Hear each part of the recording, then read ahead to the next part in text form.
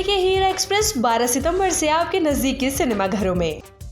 देश के उपराष्ट्रपति चुनाव के लिए 9 सितंबर यानी मंगलवार को वोटिंग करवाई जाएगी। इससे पहले सत्तारूढ़ एनडीए और आईएनडीआई ब्लॉक अपने अपने उम्मीदवारों के लिए समर्थन जुटाने के लिए हर संभव कोशिश में जुटे हुए हैं।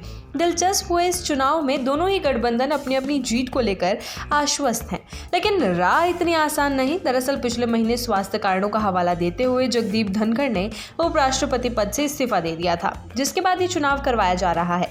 ये 17वां उपराष्ट्रपति पद का चुनाव है। इस पद का चुनाव एक निर्वाचक मंडल की ओर से किया जाता है, जिसमें लोकसभा और राज्यसभा दोनों के सदस्य शामिल होते हैं। आइए जानते हैं कि राष्ट्रपति चुनाव में किस पार्टी का पलड़ा भारी है, कौन किसको समर्थन कर रहा है और वोट करने की क्या प्रक्रिया है।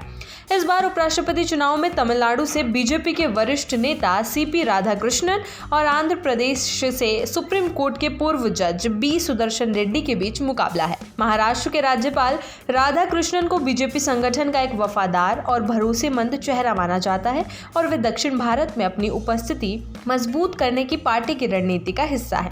वहीं दूसरी ओर सुदर्शन रेड्डी न्यायपालिका में अपनी ईमानदार और निष्पक्ष छवि के लिए जाने जाते हैं। विपक्ष का मानना है कि वे संविधान और लोकतांत्रिक मूल्यों की रक्षा के लिए काम करते हैं।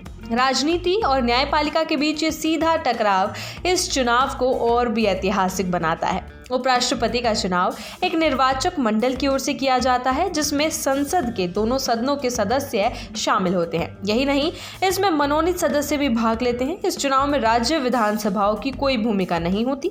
2025 में रिक्त पदों को छोड़कर दोनों सदनों के 782 सांसद होंगे, जिनमें से लोकसभा में 543 और राज्यसभा में 233 निर्वाचित और 12 मनोनीत सदस्य होंगे। हर सांसद के वोट की वैल्यू समान है। उपराष्ट्रपति का चुनाव संविधान के अनुच्छेद 66 के अंतर्गत आनुपातिक प्रतिनिधित्व पद्धति से सिंगल ट्रांसफरेबल वोट के जरिए से किया जाता है। वोटर गोपनीय तरीके से अपना मतदान करते हैं। वे उम्मीदवारों को वरीयता क्रम के अनुसार क्रमबद्ध करते हैं। चुनाव जीतने के लिए उम्मीदवार के पास कुल वैध मतों के आधे से अधिक वोट होना जरूरी है। अगर कोई भी उम्मीदवार प्रथम वरीयता के मतों से बहुमत हासिल नहीं कर पाता तो सबसे कम वोट पाने वाले उम्मीदवार को हटा दिया जाता है और उसके मतपत्र अगली उपलब्ध वरीयताओं के अनुसार ट्रांसफर कर दिए जाते हैं। ये प्रक्रिया तब तक जारी रहती है जब तक कोई उम्मीदवार बहुमत हासिल नहीं कर लेता। उपराष्ट्रपति का चुनाव निर्वाचन आयोग अपनी देखरेख में करवाता है। वोटिंग की निगरानी के लिए एक रिटर्निंग ऑफिसर की नियुक्ति की जाती है, जो कि आमतौर पर एक वरिष्ठ संसदीय अधिकारी होता है। ये वोटिंग राष्ट्रपति और उपराष्ट्रपति चुनाव नियम 1974 के नियम 8 के तहत संसद भवन में आयोजित की जाती है। बीजेपी के नेतृत्व वाले एनडीए के पास लोकसभा में मजबूत बहुमत है और कई क्षेत्रीय दल भी कथित तौर पर उसका समर्थन कर रहे हैं। इससे सीपी राधाकृष्णन की जीत लगभग तय मानी जा रही है। हालांकि विपक्षी दल आईएनडीआई पहले से ज्यादा एकजुट और मजबूत दिखाई दे रहा है। कांग्रेस, तृणमूल कांग्रेस, आम आदमी पार्टी, समाजवादी पार्टी, आरजेडी, वामपंथी दलों और अन्य विपक्षी दलों ने सुदर्शन रेड्डी के समर्थन में सक्रिय रूप से प्रचार किया है।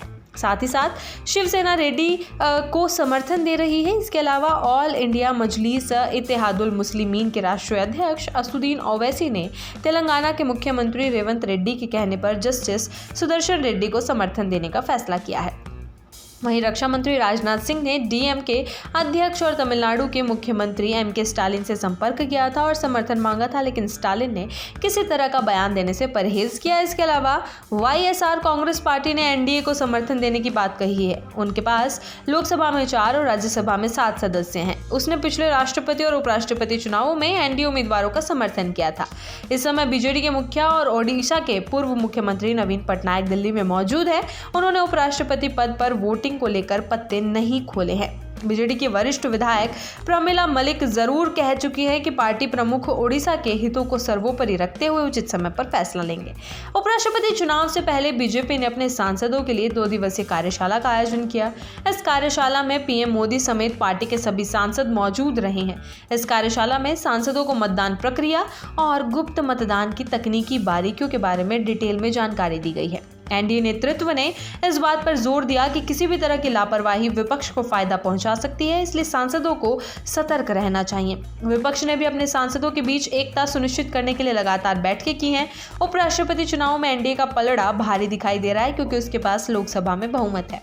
अगर आंकड़ों को देखा जाए तो लोकसभा में एनडीए के सांसदों की संख्या 293 है और राज्यसभा में 130 है। इसके अलावा 12 मनोनीत सदस्य हैं। इस तरह एनडीए के पास कुल 435 सांसद हैं। चुनाव में 782 सांसद भाग लेंगे। ऐसे में बहुमत का आंकड़ा 392 है। अगर क्रॉस वोटिंग नहीं होती है तो एनडीए की जीत लगभग तय मानी जा रही है। देखिए हीरा एक्सप्रेस 12 सितंबर से आपके नजदीकी सिनेमा घरों में।